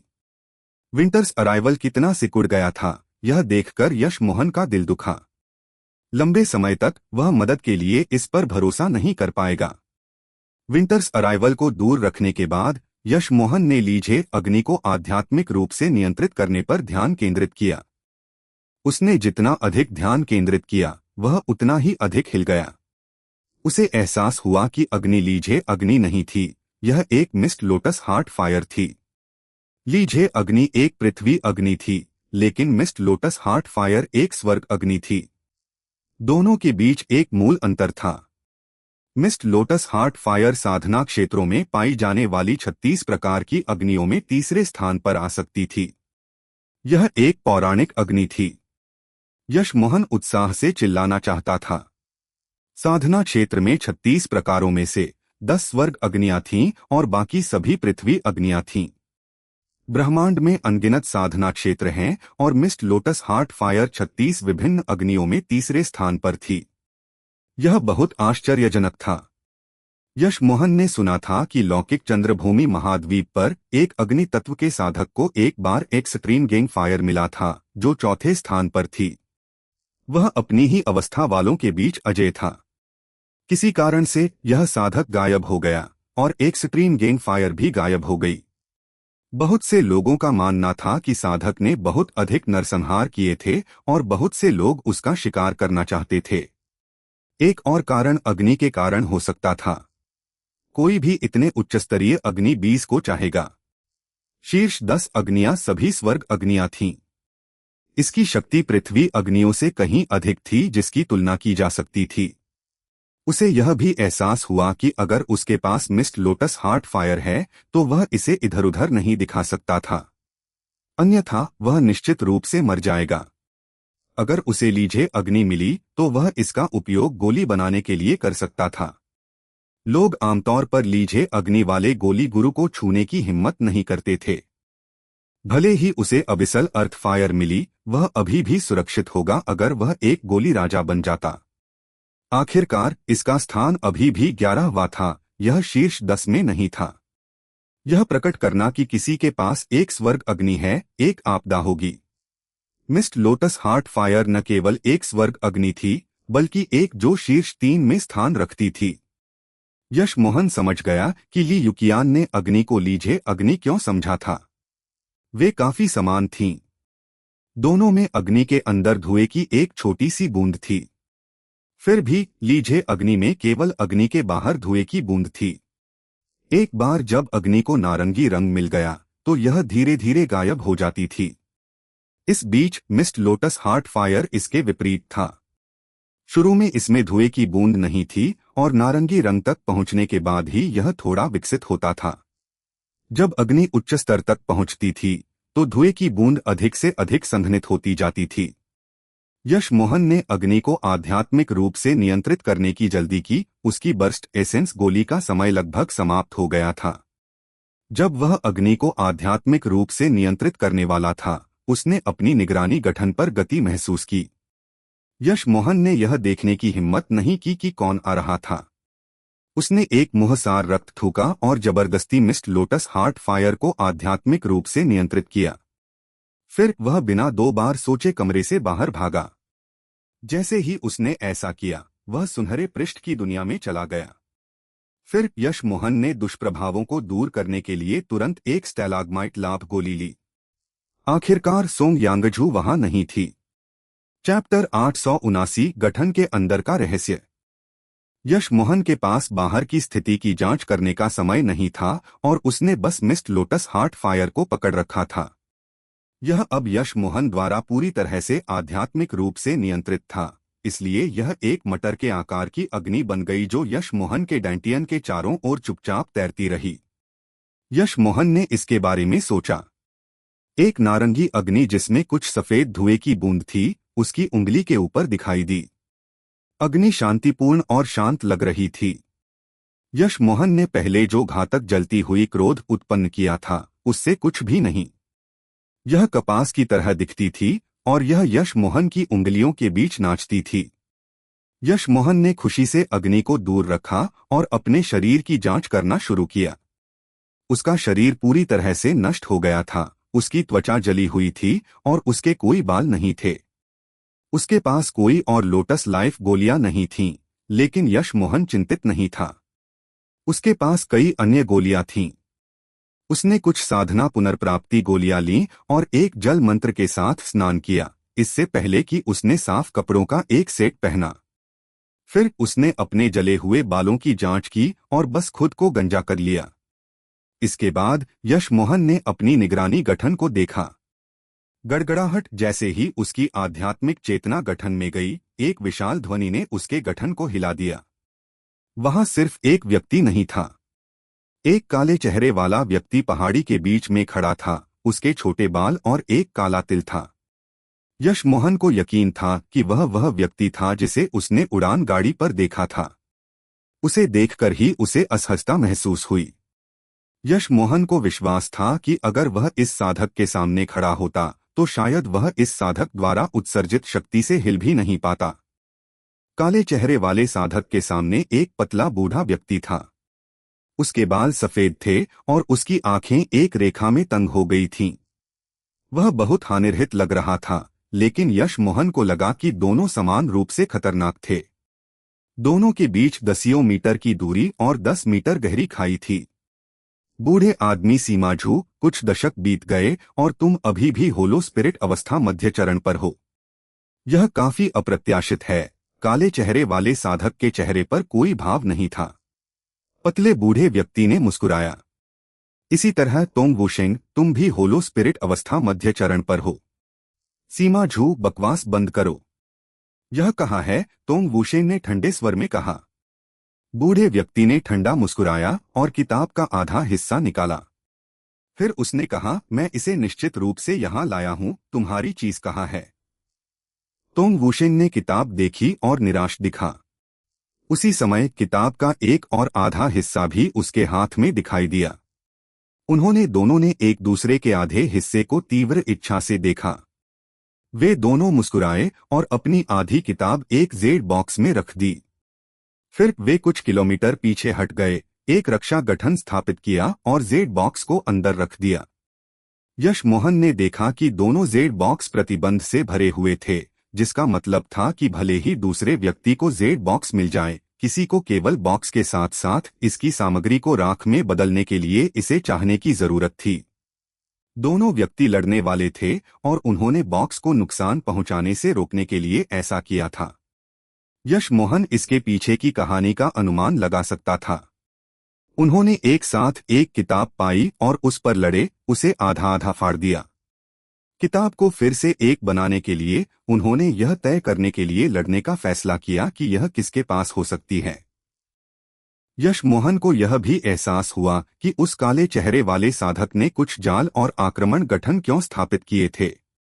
उसे डर था कि वह बूढ़े व्यक्ति का मुकाबला नहीं कर पाएगा। तुम इस बार मुझे निराश मत करो, बूढ़े व्यक्ति ने ठंडा मुस्कुराया और हाथ हिलाया। काले धुएं की एक बूंद दिखाई दी, तुरंत 10 मीटर की परिधि तक पहुंच गई और तोंग वूशेंग के पास पहुंची। यह बहुत तेज था और यह फैल सकता था। इसके अलावा यह उसके आधार पर चलता था कि तोंग वूशेंग कहाँ था। यश मोहन ने निगरानी गठन के माध्यम से देखा कि धुएं की बूंद वास्तव में एक जाल के आकार का साधना उपकरण था। हालांकि वह स्क्रीन के माध्यम से साधना सार की लहर को महसूस नहीं कर सकता था, वह बता सकता था कि जाल सरल नहीं था। यह बहुत अजीब लग रहा था। यश मोहन ने यह भी महसूस किया कि उदास जाल इस जगह पर अधिक शक्तिशाली लग रहा था। अगर ऐसा था तो तोंग वूशेंग वहां लड़ने के लिए क्यों सहमत हुआ था। तोंग वूशेंग का लबादा अचानक फैल गया। उसकी आंखें लाल हो गईं। उसने कई हाथ के संकेत बुने और तुरंत दसियों उड़न तलवारें उसके लबादे से बाहर निकल गईं। वे जल्द ही एक तलवार गठन में बदल गईं जिसने जाल पर हमला किया। अधिक उड़न तलवारें उसके लबादे से बिना रुके बाहर निकलती रहीं, मानो वह कभी उड़न तलवारों से बाहर नहीं होगा। टक्कर जमीन पर अनगिनत हड्डियां बह गईं और उनके साधना सार के टकराव में धूल में बदल गईं। इतनी शक्तिशाली गति! सीमा झू, तुम बहुत चालाक हो। तुम्हें एक अबिसल यिन जाल साधना उपकरण मिला। कोई आश्चर्य नहीं कि तुमने यहां मामले सुलझाने का फैसला किया। तोंग वूशेंग ने ठंडा मुस्कुराया। सीमा झू ने तिरस्कारपूर्वक ठंडा मुस्कुराया। तोंग वूशेंग, तुम भी कोई महान सज्जन नहीं हो। तुमने शायद यहां एक जाल और आक्रमण गठन स्थापित किया है ना? क्या अफसोस, इतने साल बीत गए और तुम्हारे गठन कौशल अभी भी वही हैं। मैं सच में निराश हूं। यश मोहन ने यह सुना और अवाक रह गया। उन दोनों के भाषण बहुत चालाक थे। हालांकि यश मोहन उलझन में था। तोंग वूशेंग के सीमा झू के ज्ञान के साथ उसे सीमा झू की मदद करने के लिए ऐसे गठनों का उपयोग नहीं करना चाहिए था जिन्हें सीमा झू देख सकता था। तोंग वूशेंग ने यह सुना और उसकी अभिव्यक्ति नाटकीय रूप से बदल गई, मानो उसने उम्मीद नहीं की थी कि सीमा झू उन्हें देख पाएगा। तोंग वूशेंग की अभिव्यक्ति बहुत बुरी लग रही थी और उसने और भी तेजी से हमला किया। इस बीच यश मोहन ने पाया कि अबिसल यिन जाल ऊपरी हाथ रखता हुआ लग रहा था। फिर भी यश मोहन को लगा कि कुछ कमी है। कोई रास्ता नहीं था कि तोंग वूशेंग इतना अपरिपक्व था। उसने सीमा झू पर हमला करने के लिए इन गठनों का उपयोग क्यों किया, जो गठनों के बारे में समझता था। शायद वह जानता था कि वह उन्हें सीमा झू से पहले नहीं छिपा पाएगा। अगर ऐसा था तो उसने उन्हें क्यों स्थापित किया। यश मोहन ने तोंग वूशेंग के गठनों की जांच करने के लिए अपनी निगरानी गठन का उपयोग किया। उसे संदेह था कि वे सीमा झू के लिए नहीं थे। कुछ समय बाद यश मोहन ने देखा कि ये कुछ गठन वास्तव में उससे उच्च स्तर के थे जितना उसने सोचा था। यह एक जाल और 3 आक्रमण गठन था। बाहरी हत्या गठन में एक छिपा हुआ तंत्र था। अगर तोंग वूशेंग ने बाहरी आक्रमण गठन को सक्रिय किया और सीमा झू पर हमला किया तो अन्य 2 गठन तुरंत एक डुप्लीकेट हत्या गठन और एक ट्रांसमिशन जाल गठन में बदल जाएंगे। डुप्लीकेट हत्या गठन सीमा झू पर हमला करने के लिए था, लेकिन ट्रांसमिशन जाल गठन तुरंत 2 जेड बॉक्स को उसके हाथ में स्थानांतरित कर सकता था। यश मोहन को एहसास हुआ कि चूंकि तोंग वूशेंग ने ऐसा करने की हिम्मत की, उसके पास सीमा झू को किताब नष्ट करने से रोकने का एक तरीका था। उसे आश्चर्य हुआ कि क्या बूढ़े व्यक्ति ने यह देखा था। यश मोहन एक अच्छा शो देखने की उम्मीद कर रहा था। चैप्टर 880 इसे चुराकर क्यों नहीं भागते। यश मोहन ने धुएं की बूंद के माध्यम से देखा कि उसमें से अनगिनत तलवार किरणें चमक रही थीं। ऐसा लगता था कि लड़ाई गतिरोध पर थी। यश मोहन ने इसे कुछ देर देखा और पाया कि उसकी आंखें उनके लड़ाई के निशानों का बिल्कुल भी पीछा नहीं कर सकती थीं। इसलिए उसने 2 किताबों को देखने के लिए अपना गठन बदल दिया। ऐसी चीज जो 2 होलो स्पिरिट अवस्था के साधकों को लड़ा सकती थी, वह कोई साधारण वस्तु नहीं होनी चाहिए। हालांकि यश मोहन को जल्द ही एहसास हुआ कि वह केवल बॉक्स देख सकता था, लेकिन अंदर क्या था, नहीं। अगर वह इसे स्पष्ट रूप से देखना चाहता था, तो उसे आध्यात्मिक चेतना का उपयोग करना होगा। अगर वह आध्यात्मिक चेतना का उपयोग करना चाहता था, तो उसे सुनहरे पृष्ठ की दुनिया छोड़नी होगी। वह अभी के लिए केवल बाहरी दुनिया को देखने के लिए गठन का उपयोग कर सकता था। यह सोचकर कि 2 होलो स्पिरिट अवस्था के साधक लड़ने में व्यस्त थे, यश मोहन ने 9 ट्रांसफॉर्मेशन पहनने और सुनहरे पृष्ठ की दुनिया छोड़ने का फैसला किया। उन 2 साधकों के पास उस पर ध्यान देने की ऊर्जा नहीं थी। जब तक उसकी आध्यात्मिक चेतना उनकी लड़ाई की सीमाओं को नहीं छूती, 2 किताबों की जांच करना ठीक था। यश मोहन ने सुनहरे पृष्ठ की दुनिया छोड़ दी और बहुत देर तक इंतजार किया। उसने कुछ भी नोटिस नहीं किया था, इसलिए उसने सावधानी से अपनी ऊर्जा छिपाई और 2 किताबों की जांच करने के लिए अपनी आध्यात्मिक चेतना बढ़ाई। यश मोहन जानता था कि भले ही उसने 9 ट्रांसफॉर्मेशन का उपयोग किया हो, एक होलो स्पिरिट अवस्था के साधक को धोखा देना मुश्किल होगा। इसलिए वह केवल 3 बर्थ चैंट की छिपने की कला पर अपनी उम्मीदें लगा सकता था। जैसे ही उसकी आध्यात्मिक चेतना ने किताब के 2 हिस्सों को छुआ, वह हिल गया और तुरंत अपनी आध्यात्मिक चेतना वापस ले ली। उसे एहसास हुआ कि उसने कुछ मूर्खतापूर्ण किया था। जैसे ही उसकी आध्यात्मिक चेतना ने जेड बॉक्स को छुआ, वह पकड़ा गया। उसने अपनी आध्यात्मिक चेतना वापस ले ली और तुरंत प्राकृतिक आध्यात्मिक चेतना अवरोध गठन के किनारे पर छिप गया। जल्द ही उसने 2 शक्तिशाली आध्यात्मिक चेतनाओं को आध्यात्मिक चेतना अवरोध गठन पर स्कैन करते महसूस किया। इतना शक्तिशाली, यश मोहन ने सोचा। तुम यहाँ वास्तव में एक तीसरा व्यक्ति है। तुम सच में कमजोर हो, सीमा ने ठंडा मुस्कुराया। तोंग वुशेन ने ठंडे स्वर में कहा, सीमा, बूढ़े आदमी, तुमने भी उसे नहीं पाया। एकमात्र आधार स्थापना अवस्था का साधक इस किताब के लिए मेरे खिलाफ साजिश रचने की हिम्मत करता है। वह मौत मांग रहा है। दोनों जानते थे कि यश मोहन वहां था, लेकिन उन्हें बिल्कुल परवाह नहीं थी। सीमा झू ने अचानक कहा, एकमात्र आधार स्थापना अवस्था का साधक एक गठन में छिपा है जिसे हमारी आध्यात्मिक चेतना भी स्कैन नहीं कर सकती। यह एक प्राकृतिक गठन होना चाहिए। आमतौर पर ये गठन दुर्लभ खजानों से बनाए जाते हैं। तोंग, कैसा रहेगा अगर मैं प्राकृतिक गठन और उस आधार स्थापना अवस्था की चींटी को तुम्हारे साथ छोड़ दूं और तुम मुझे किताब दे दो? चाहे गठन के अंदर कुछ भी हो, मैं इसे नहीं लूंगा। साथ ही चिंता मत करो, मैं तुम्हारे लिए एक जेड पट्टिका बनाऊंगा। काले चेहरे वाले साधक ने मुस्कुराया और रुचि दिखाई। कम से कम उसका हमला धीमा हो रहा था। यश मोहन जानता था कि वह पकड़ा गया था, लेकिन उसने सुनहरे पृष्ठ की दुनिया में जाने की हिम्मत नहीं की। अगर उन्हें पता चला कि वह गायब हो गया है, तो वे जान जाएंगे कि उसके पास एक जेब दुनिया का उपकरण है। ऐसी चीजें सत्य साक्षात्कार अवस्था के साधकों के लिए भी अत्यंत मूल्यवान थीं। अगर उसने इसे ज्ञात होने दिया, तो उसे केवल मारे जाने का इंतजार करना था। यश मोहन ने एक बार किताब स्कैन की थी, लेकिन वह जानता था कि यह किस प्रकार की किताब थी। यह सबसे अधिक मांग वाला पूरक पाठ था, इसे थिंग्स कहा जाता था। यश मोहन ने आध्यात्मिक जड़ी बूटी अनुभाग को स्कैन किया था और देखा था कि सभी जड़ी बूटियों की छवियां थीं और उन्हें विस्तार से समझाया गया था। इसने उनकी विशेषताओं और उन्हें कैसे उगाया जाए, साथ ही वे किस प्रकार की गोलियां बना सकते हैं, यह भी दिखाया था। यश मोहन एक हर्बल संप्रदाय से आया था, फिर भी किताब को एक बार स्कैन करके वह बता सकता था कि इसमें लगभग 40% आध्यात्मिक जड़ी बूटियां थीं जिन्हें वह नहीं जानता था। यश मोहन केवल कल्पना कर सकता था कि इस किताब को प्राप्त करने के बाद उसकी गोली बनाने की क्षमता कितनी आसमान छू लेगी। हालांकि जिस बात ने उसे सबसे अधिक उत्साहित किया वह थी प्रत्येक आध्यात्मिक जड़ी बूटी के नीचे उसने गोली बनाने की विधियां देखी। थ्री बर्थ चैंट अत्यधिक शक्तिशाली था, लेकिन अपनी खुद की गोली की विधि बनाना आसान नहीं था। भले ही वह कर सकता था, यह अनगिनत परीक्षणों के बाद होता और अनगिनत आध्यात्मिक जड़ी बूटियां और समय बर्बाद करता। यह एक स्वर्गीय बड़ा भाग्य था। आध्यात्मिक जड़ी बूटियां इसका एक छोटा सा हिस्सा थीं।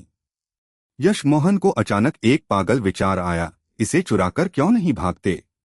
उसके सामने एक चाकू था और उसके पीछे एक चाकू। मौत का इंतजार करने के बजाय वह अपनी जान के लिए लड़ सकता था। इस विचार के साथ यश मोहन अब अपने पागल आवेग का विरोध नहीं कर सका। उसने खुद को शांत करने के लिए मजबूर किया और निगरानी गठन के माध्यम से दो साधकों को लड़ते देखा। काला धुआं फैल गया था। यश मोहन मुश्किल से सीमा झू का जाल देख सकता था। इस बीच तोंग वुशेन का तलवार गठन भी उतना जंगली नहीं था। वे रुकने वाले लग रहे थे। यश मोहन हिल गया। अगर उन्होंने लड़ना बंद कर दिया तो वह निश्चित रूप से मर जाता। उसे क्या करना चाहिए? यश मोहन को बेताबी से जवाब चाहिए था। इस समय उसने अचानक तोंग वुशेन को कई गठन झंडे फेंकते और जल्दी से कुछ हाथ के संकेत बुनते देखा। यश मोहन बता सकता था कि तोंग वुशेन किताब चुराने के लिए गठन को सक्रिय करने वाला था। वह निराश था। जब यश मोहन भागने वाला था वह अचानक रुक गया और बहुत उत्साहित दिखा। सीमा झू ने उसे निराश नहीं किया था। तोंग वुशेन ने गठन झंडे फेंकने के बाद उसने भी कुछ गठन झंडे फेंके। आक्रमण गठन धीमा हो गया और ट्रांसमिशन गठन तोंग वुशेन को नहीं बल्कि सीमा झू को भेजा गया। यश मोहन ने सीमा झू की बुद्धिमत्ता की प्रशंसा की। उसे यकीन था कि वह तोंग वुशेन के जाने के बाद जगह की जांच करने आया था। तोंग वुशेन की योजना जानने के बाद उसने इसका उपयोग करने का फैसला किया और तोंग वुशेन के गठनों के ऊपर कुछ और गठन बनाए। वह तोंग वुशेन के गठन झंडे फेंकने का इंतजार कर रहा था ताकि वह ट्रांसमिशन को अपनी ओर पुनः निर्देशित कर सके। यश मोहन को एहसास हुआ कि यह मिलनसार दिखने वाला बूढ़ा व्यक्ति वास्तव में तोंग वुशेन से अधिक नीच था। हालांकि तोंग वुशेन उलझन में था क्योंकि उसे यकीन था कि वह सीमा झू को बॉक्स नष्ट करने से रोक सकता है। फिर भी सीमा झू इसे कैसे प्राप्त करने में कामयाब रहा था। सीमा झू, तुम बूढ़े कमीने, तुम वास्तव में चुपके से खेलना पसंद करते हो। तोंग वुशेन बहुत क्रोधित था और पूरी ताकत से हमला किया। उसके लबादे से और अधिक उड़न तलवारें पैदा हुईं और तलवार गठन में शामिल हो गईं। सीमा झू ने ठंडा मुस्कुराया, तुम भी बेहतर नहीं हो। धुआं फिर से उठा, मानो वह आकाश को ढकना चाहता हो। तोंग वुशेन ने बॉक्स को सीमा झू के पास आते देखा, इसलिए वह चिल्लाया, सीमा झू, अगर तुम इसे लूटने की हिम्मत करते हो तो मैं अपने आधे हिस्से को तुरंत राख में बदल दूंगा। यश मोहन ने अपना गठन निकाला। हमला करने का यह सबसे अच्छा समय था। तो दोस्तों, आज के चैप्टर्स यहीं समाप्त होते हैं। बहुत जल्द हम नए और रोमांचक चैप्टर्स के साथ फिर हाजिर होंगे। अगर आपने अभी तक चैनल को सब्सक्राइब और इस कहानी को शेयर नहीं किया है तो हो सकता है आप अगले चैप्टर्स मिस कर दें। आपके प्यार और सपोर्ट के लिए दिल से बहुत बहुत धन्यवाद।